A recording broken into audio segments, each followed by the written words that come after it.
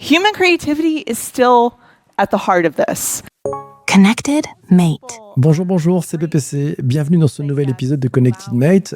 Je ne vais pas vous résumer la conférence de Nava Hopkins. Elle est Product Liaison chez Microsoft. Elle était présente à Intelligence Marketing Day pour l'édition de juin 2026. Ce qui m'a intéressé dans sa conférence, ce n'était pas seulement le fait qu'elle travaille chez Microsoft, c'était surtout son point de vue. Nava a connu le terrain, elle a connu les annonceurs, elle a connu les contraintes. Et aujourd'hui, elle travaille sur les outils de demain avec une idée très simple.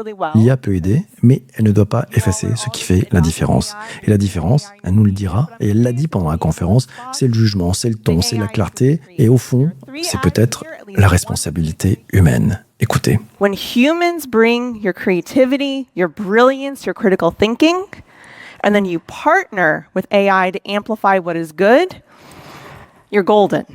When you delegate too much, you end up in the sea of sameness. Ce qu'a dit Nava Hopkins ici, pour moi, c'est très important parce qu'on entend partout la même promesse, automatiser, accélérer, industrialiser, produire plus vite. Et souvent, derrière cette promesse, il y a une tentation, qui est celle de déléguer un peu, et peut-être un peu trop.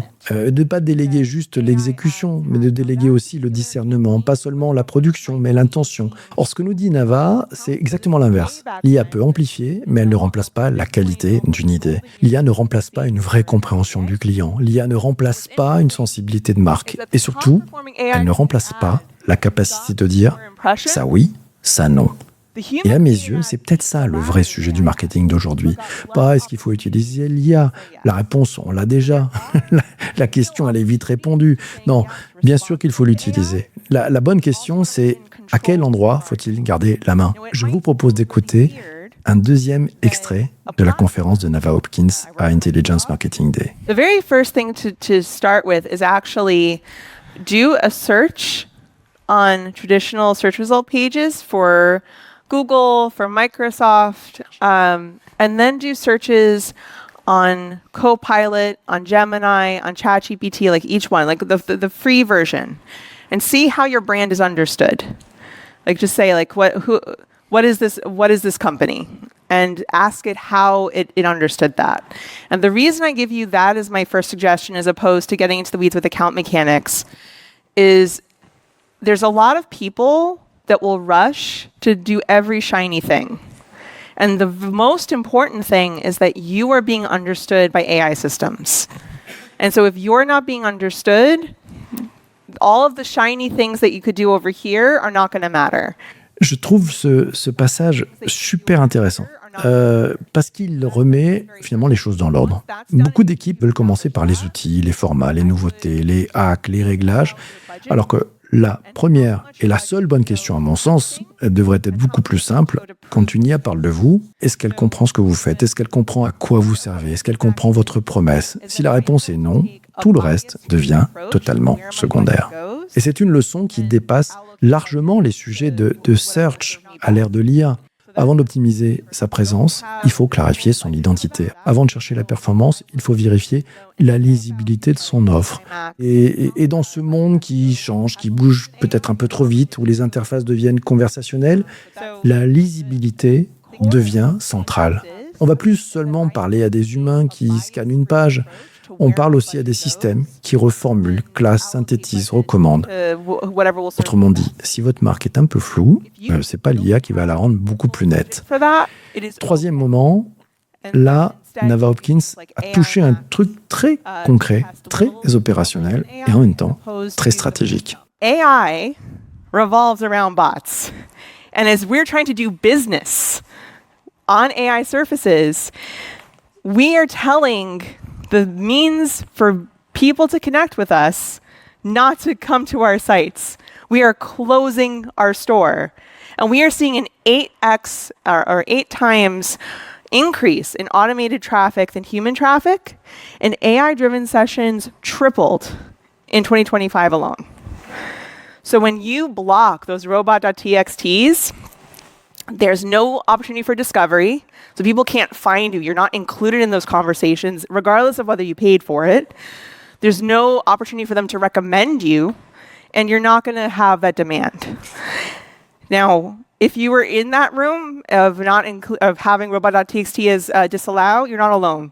80% of websites are currently blocking AI traffic today.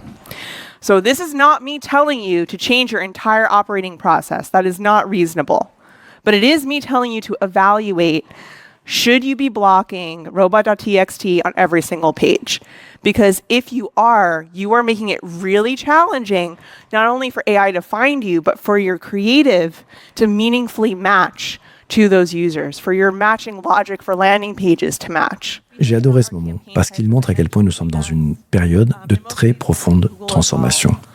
Pendant des années, beaucoup d'équipes digitales ont appris à se protéger, à bloquer, à filtrer, à contrôler, à fermer ce qui ressemblait à du bruit, mais le paysage est en train totalement de changer. Les bots ne sont pas seulement des parasites, ça devient aussi des intermédiaires, c'est une sorte de point d'entrée, parfois même un apporteur de visibilité. Alors évidemment, ça pose des questions de contrôle, de propriété, peut-être de dépendance, mais la force que nous a donnée Nava Hopkins ici, c'est qu'elle n'a pas dit « ouvrez tout », elle a dit « réévaluez vos réflexes ». Ne continuez pas à appliquer les règles d'hier à l'écosystème d'aujourd'hui. Et je crois que c'est ça, une bonne définition de ce qu'on attend d'un marketeur en 2027, 2028. Pas seulement d'adopter les nouveaux outils, mais surtout de réexaminer les anciens réflexes. Allez, dernier extrait.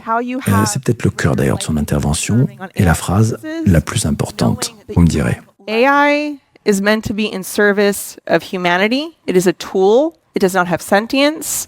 It cannot feel. It cannot do anything that like an actual human can do from a feeling perspective. It can mirror, it can do pattern recognition, but it can't actually copy me feeling sorry for you truly if there was something sad, or me being happy for you truly if something happy happened. So when it comes to the creative itself, where AI is very helpful is in formatting to reach all of the possible placements you can. It's helpful in allowing for the flexibility to allow for different creative to serve in different spots and to different people to like make subtle adjustments. But the core of your message, the core of your brand, the core of like who your target customer is and why they're your target customer, that is always going to be a human conversation until such time that you let it go to AI, in which case your brand will get lost in the sea of sameness. On y est. Le sujet n'est pas de savoir s'il y a sait produire. Bien sûr qu'elle sait produire. Le sujet, c'est de savoir qui reste responsable du sens, qui garde le cap, le goût, l'exigence.